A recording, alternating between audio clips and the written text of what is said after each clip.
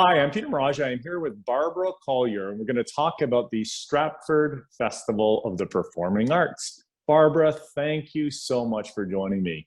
Welcome, Peter. Barbara, your history comes with your family history, and I think it was called the Stratford Music Festival. So just give us a bit of a background on that. Well, my father emigrated from England in 1923, came to Windsor, and then a few years later came to Stratford, and he competed in the Stratford Music Festival for several years, along with many other local people.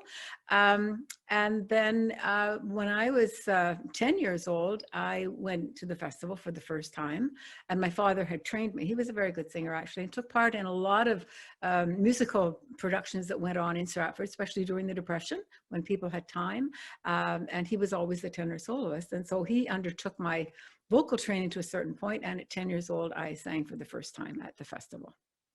So if you can remember that, growing up in a musical family, you went to the festival, what type of an experience was that for you, and how did it transform your love of passion of music? Well, the first time was a bit traumatic. I sang two songs. The first one, I can't remember the second. The first one was Good Morning, Lords and Ladies, It is the 1st of May.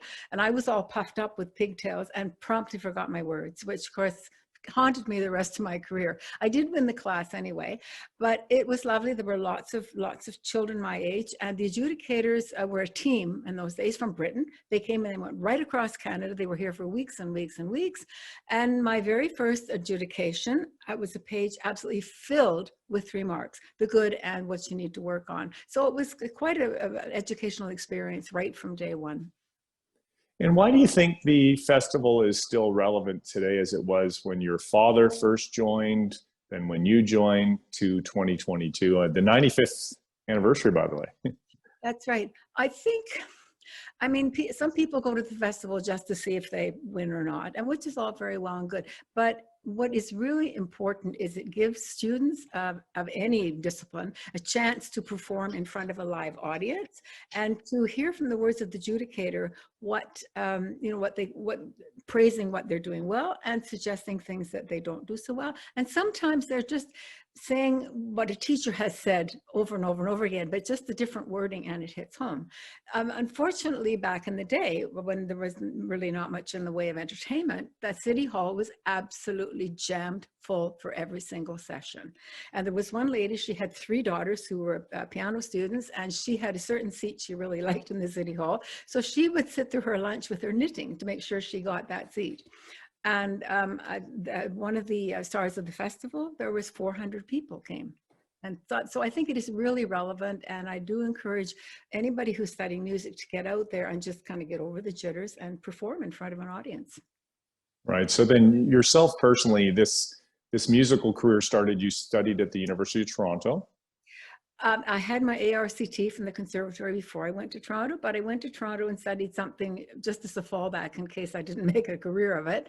And then I went from Toronto to England and Germany, and then sort of the rest is history, but yeah. Mm-hmm. No, but you spent quite a few years in Germany with the opera. You're a soprano, correct? Yeah. I was in Germany for 11 years and Britain for 2. So I was away for 13 years in total, and then came back and sang with the Canadian Opera Company for many years. So. Right. So you've been on stage quite a bit. Have you ever had that moment again where you forgot the words that you did when you were 10? Well, yeah, yes, I have actually. I got one of my opera, it was a Mozart opera, and I got kind of confused and I got the second verse instead of the third, and the conductor was quite young and quite sort of inexperienced. But I sort of did a lot of sort of cadenzas until I found my way back with the orchestra. But fortunately, when you get to work with languages, you get to know how to cheat in certain languages. So if you don't forget, you can kind of substitute. Your passion's also been classical, so Mozart. But why that side of the music? Well, it really speaks to me. I mean, I love classical music, and I love the languages, and I love the poetry, and it's always, I mean, I have done a little bit of, musical theater, but very little, but the classical really just speaks to me. Lovely. Now you say you're an adjudicator and a clinician. What does that mean in a musical term? Well, a clinician is sort of if you go to adjudicate a music festival and they want to have a master class, or people come to you and say they would like to work one-on-one. Or I have gone into, for instance, choirs. The choir master will ask me if I would go in and speak to the individual, speak to the people as a whole, just on techniques and things that can improve their singing, whether they be professionals or whether they're singing in the choir.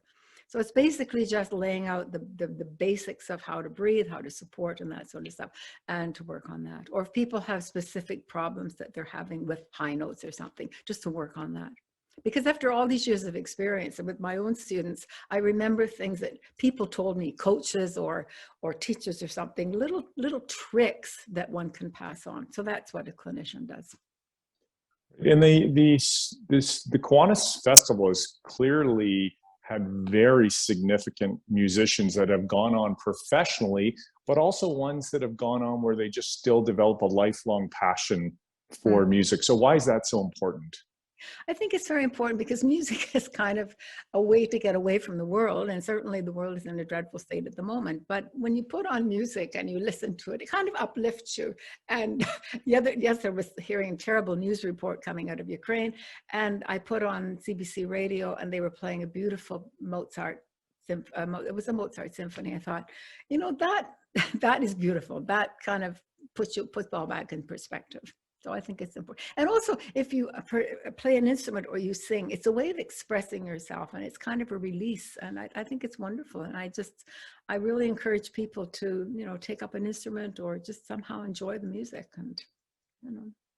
And now you're professionally teaching, correct? So what are you teaching? Well, I'm teaching. I have a couple of students who would like to make it a career, and I also have several adult students who have come to me, probably through the music teachers, the list of music teachers, and they've sung all their lives, but they really just want to do it for pleasure. And I've got sort of working people who come and say, "This is me time. I don't think about my job, my family, and my work and all this kind of stuff. I really want to sing for me." And so I help them to do it as well as they can. Others who sing in choral groups or choirs who really have problems with the range or something, and they want to work on that. So I enjoy it very much. And it keeps me working with younger people, which as you age, you find that, your friends are dead or dying or apathetic. And I think that being able to teach and work with younger people, it keeps you stimulated. And that's what I love about it. Right. And then obviously let's connect back to Stratford and the Kiwanis Festival. Why is it so important for you to be involved now as an adjudicator?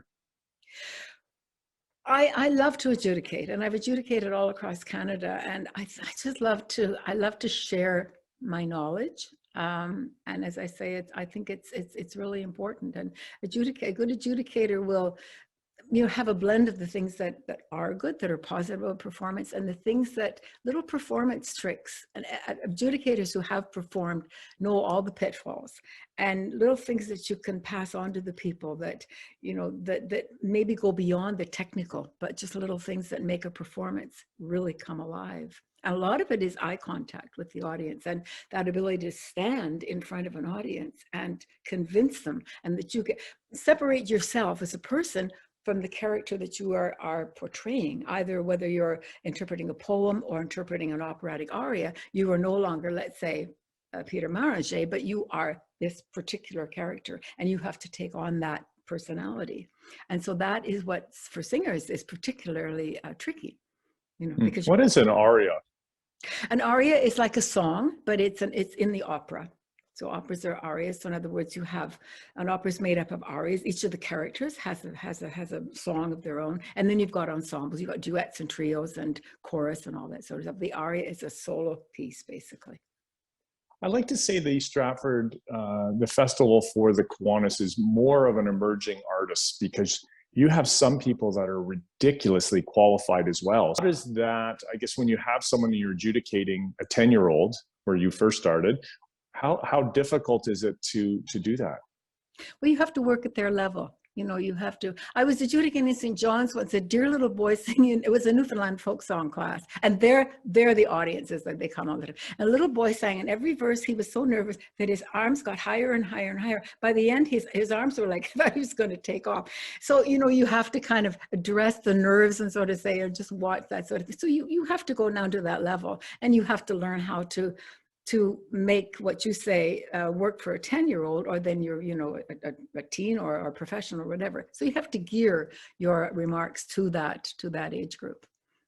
So now just you're adjudicating someone who's young that's singing, and voice is only one part of it. It's also about resonating, using lung capacity. How do you actually train when you only have them for that short time period to make sure that they go on to do these items of recommendation?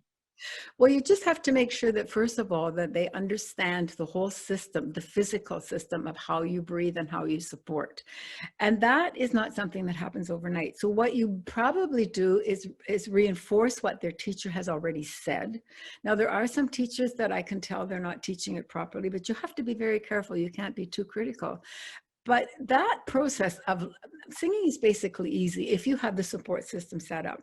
But that is something that takes months and years to perfect. And I guess the main thing that you have to understand is that you sing from the middle of your body, from the support muscles down there. And you basically float the voice on the breath. And that is very, very hard to get to. And it's a breakthrough moment. It's a eureka moment when that finally happens. But I mean, I remember when it happened to me. And oh my gosh, that's right, that's easy. So coming to a festival and listening to performing and have an adjudicator come and say, you know, discuss a little bit more with your teacher about how you breathe and how you support. That I think is very, very invaluable, because another set of ears hearing what you're doing just reinforces what your teacher has said. And it's important. And especially if you're going to go into the performing arts as a singer, you don't have a microphone. Like, you sing for 3,000 people in an auditorium and there's no mic. So you have to know how to do that. Well, Barbara, thank you very much for joining me. I think it's been wonderful to get to know you better. Thank you for making music locally, but also that it transcends Stratford globally as well. Barbara, thank you, and everything you're doing for the Kiwanis Festival as well. Thank you. You're very welcome, Peter. Thank you.